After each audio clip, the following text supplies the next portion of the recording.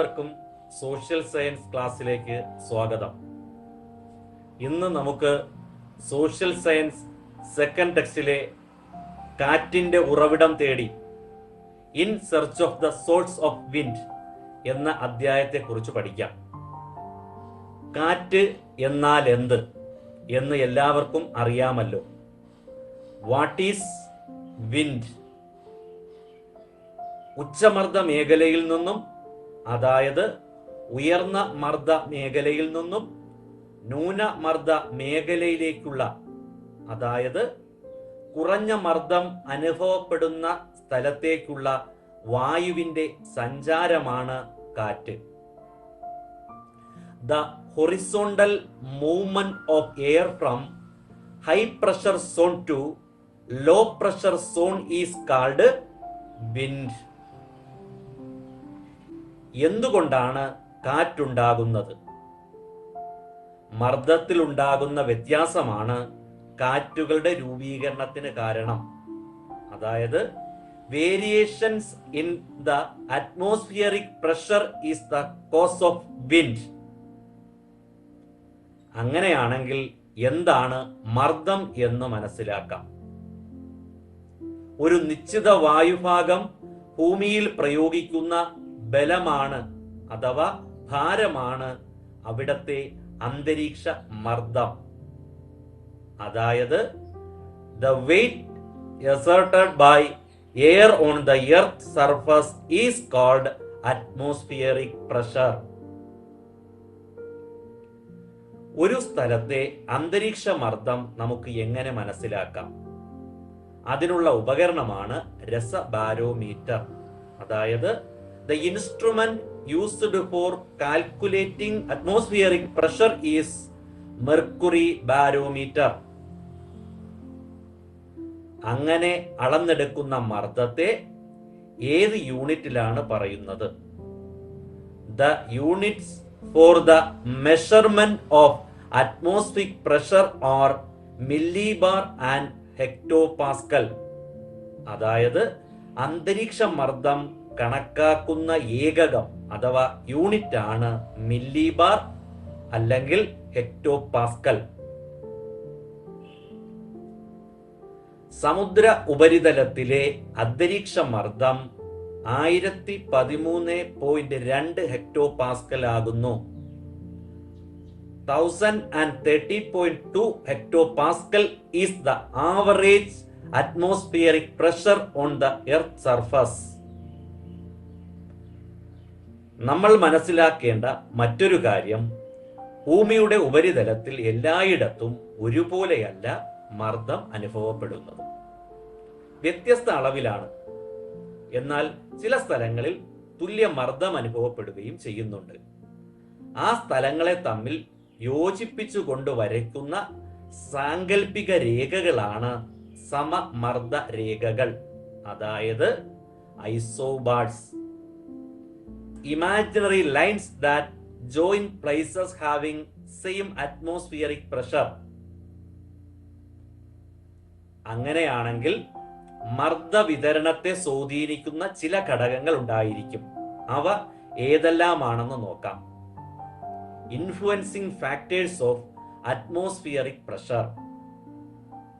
ഒരു സ്ഥലത്തെ ഉയരവും ആൾട്ടിറ്റ്യൂഡ്, ഊഷ്മാവ് ടെമ്പറേച്ചറും ആർദ്രതയും ഹ്യൂമിഡിറ്റി അവിടത്തെ മർദ്ദവിധാനത്തെ സ്വാധീനിക്കുന്നു. ഏതെല്ലാമാണ്? ഉയരം, ഊഷ്മാവ്, മർദ്ദം or altitude, temperature and humidity. ഇനി ഒരു പ്രത്യേക കാര്യം ശ്രദ്ധിക്കേണ്ടത്, ഉയരം, ഊഷ്മാവ്, ആർദ്രത എന്നിവയും മർദ്ദവും തമ്മിൽ വിപരീതാനുപാതത്തിലാണ് എന്നുള്ളതാണ്. They are inversely proportional. ഇങ്ങനെ വിപരീതാനുപാതത്തിലാണ് എന്ന് പറയാൻ കാരണം എന്താണെന്ന് നോക്കാം. The atmospheric pressure decreases with altitude. ഉയരം കൂടുന്തോറും മർദ്ദം കുറയും. എങ്ങനെ?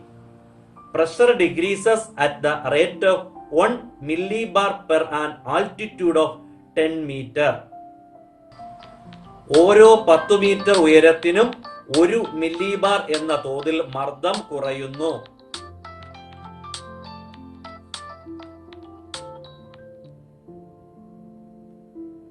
അതുപോലെ ഊഷ്മാവ് കൂടുന്തോറും മർദ്ദം കുറയും. എങ്ങനെ? ചൂട് കൂടുമ്പോൾ വായു വികസിച്ചാണ് ഭാരം കുറയുന്നത്. അവിടെ മർദ്ദം കുറവായിരിക്കും. ഭാരം കുറയുന്ന വായു മുകളിലേക്ക് പോവുകയും ചെയ്യുന്നു. അതായത് the temperature expands the air, thus the air loses its density and also it rises up. So we can say when temperature increases then the pressure will decrease. അതുപോലെ നമുക്കറിയാം, അന്തരീക്ഷത്തിൽ അടങ്ങിയിരിക്കുന്ന ജലബാഷ്പത്തിന്റെ അല്ലെങ്കിൽ നീരാവിയുടെ അളവാണ് ആർദ്രത. അന്തരീക്ഷ വായുവിനേക്കാൾ ഭാരക്കുറവാണ് നീരാവിക്ക്. അതുകൊണ്ട് ആർദ്രത കൂടുന്നതിനനുസരിച്ച് മർദ്ദം കുറയുന്നു. അതായത് the amount of water vapor in the atmosphere is known as humidity. This water vapor is lighter than air. So we can say when humidity increases then pressure will decrease. ഭൂമിയുടെ വാതക ആവരണമാണല്ലോ അന്തരീക്ഷം. അന്തരീക്ഷത്തിൽ എല്ലായിടത്തും ഒരുപോലെയല്ല മർദ്ദം എന്നും നമ്മൾ പഠിച്ചു. എന്നാൽ ചില അക്ഷാംശ മേഖലകൾക്കിടയിൽ ഏറെക്കുറെ ഒരേപോലെ മർദ്ദം അനുഭവപ്പെടുന്നുണ്ട്. അങ്ങനെ ഒരുപോലെ മർദ്ദം അനുഭവപ്പെടുന്ന അക്ഷാംശീയ മേഖലകളെയാണ് ആഗോള മർദ്ദ മേഖലകൾ എന്ന് പറയുന്നത്.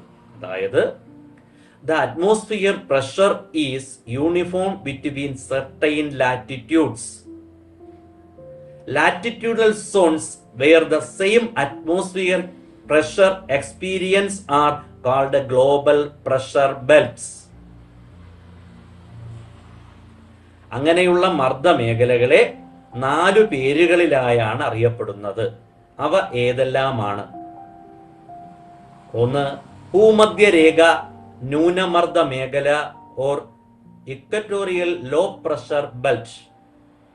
2, ഉപോഷ്ണ ഉച്ചമർദ്ദ മേഖലകൾ or subtropical high pressure belts. 3, ധ്രുവീയ ഉച്ചമർദ്ദ മേഖലകൾ polar high pressure belts. Last, ഉപധ്രുവീയ ന്യൂനമർദ്ദ മേഖലകൾ or subpolar low pressure belts. ഇനി നമുക്ക് ഓരോ മർദ്ദ മേഖലകളും എങ്ങനെയാണ് രൂപപ്പെടുന്നത് എന്ന് നോക്കാം. How to form each pressure belts. First on മധ്യരേഖ ന്യൂനമർദ്ദ മേഖല or equatorial low pressure belt. ഇത് 0 ഡിഗ്രി കേന്ദ്രീകരിച്ചാണ് കാണുന്നത്. ഭൂമധ്യരേഖാ പ്രദേശത്താണ് വർഷത്തിൽ കൂടുതൽ ചൂട് ലഭിക്കുന്നത്. അതുകൊണ്ട് നമുക്കറിയാം അവിടെ വായു ചൂടുപിടിച്ച് വികസിച്ച് മുകളിലേക്ക് ഉയരുന്നു. അങ്ങനെ അവിടെ മർദ്ദം കുറവായിരിക്കും. ഇതാണ് മധ്യരേഖ ന്യൂനമർദ്ദ മേഖല. ഇവിടെ കാറ്റുകൾ തീരെ ദുർബലമായിരിക്കും. അതുകൊണ്ട് തന്നെ ഇവിടം നിർവാത മേഖല എന്നറിയപ്പെടുന്നു. അതായത് very high temperature is experienced in the equatorial regions throughout the year. So the heated air expands, then loses its density and also it rises up. So that area remains low pressure. In this area, winds are so feeble. So this area is known as doldrums. ഇനി രണ്ടാമത്തെ മർദ്ദമേഖല എങ്ങനെ രൂപപ്പെടുന്നു എന്ന് നോക്കാം. Subtropical high pressure belt or ഉപോഷ്ണ ഉച്ചമർദ്ദ മേഖലകൾ. 2 അർദ്ധഗോളങ്ങളിലും 30 degree കേന്ദ്രീകരിച്ച് കാണപ്പെടുന്നു. മധ്യരേഖാ പ്രദേശത്തു നിന്നും ചൂടുപിടിച്ചുയർന്നു പൊങ്ങുന്ന വായു ഉയരം തോറും തണുക്കുകയും കൂടുതൽ ഉയരാൻ കഴിയാതെ വശങ്ങളിലേക്ക് സഞ്ചരിച്ച് 30 ഡിഗ്രി വടക്ക് ഭാഗത്തും 30 ഡിഗ്രി തെക്ക് ഭാഗത്തും കേന്ദ്രീകരിക്കുന്നു. ഈ മേഖലകളാണ് ഉപോഷ്ണ ഉച്ചമർദ്ദ മേഖലകൾ. അതായത് the hot air from the equatorial regions gradually cools and also concentrated in 30 degree north and 30 degree south. These regions remain high pressure, that is subtropical high pressure belts. Then next on ധ്രുവീയ ഉച്ചമർദ്ദ മേഖലകൾ or polar high pressure belts. 2 അർദ്ധഗോളങ്ങളിലും 90 degree കേന്ദ്രീകരിച്ചാണ് ഈ മേഖലകൾ കാണപ്പെടുന്നത്. വർഷം മുഴുവൻ ശൈത്യം അനുഭവപ്പെടുന്നതുകൊണ്ടാണ് ഇവിടം ഉച്ചമർദ്ദ മേഖലകൾ ആകുന്നത്. അതായത് law temperature is experienced throughout the year in polar regions. So the cool air exerts high pressure. Next, subpolar low pressure belts or ഉപധ്രുവീയ ന്യൂനമർദ്ദ മേഖലകൾ. 2 അർദ്ധഗോളങ്ങളിലും 60 ഡിഗ്രി കേന്ദ്രീകരിച്ചാണ് ഈ മേഖലകൾ കാണപ്പെടുന്നത്.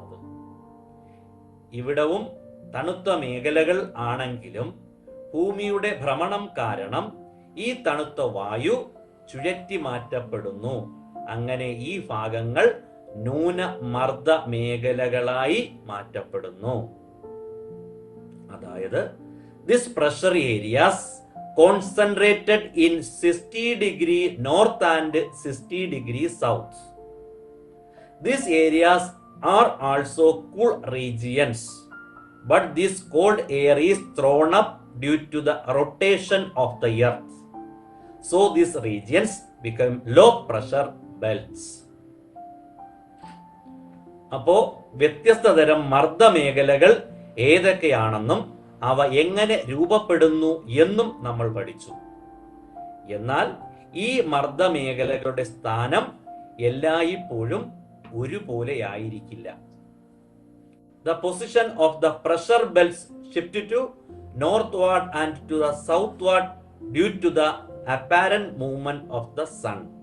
അതായത് ആഗോള മർദ്ദ മേഖലകൾക്ക് സ്ഥാനവ്യത്യാസം ഉണ്ടാകുന്നുണ്ട്. അതിനു കാരണം സൂര്യന്റെ ആപേക്ഷിക സ്ഥാന വ്യത്യാസമാണ്. അതായത് സൂര്യന്റെ അയനത്തിനനുസരിച്ച് മർദ്ദ മേഖലകൾ വടക്കോട്ടും തെക്കോട്ടും സ്ഥാനം മാറുന്നുണ്ട്. The position of the pressure belt shifts to northward and to southward due to the apparent movement of the sun. Thank you.